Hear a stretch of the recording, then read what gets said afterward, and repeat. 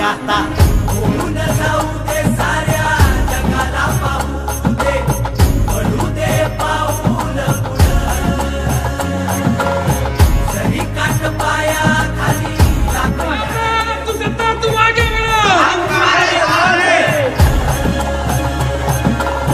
मोठी लढाई लढू मातीसाठी र गड्या मनगटाचं जोर लावून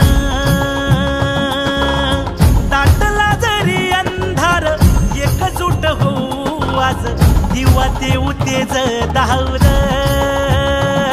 तू आभाळ आभाळ.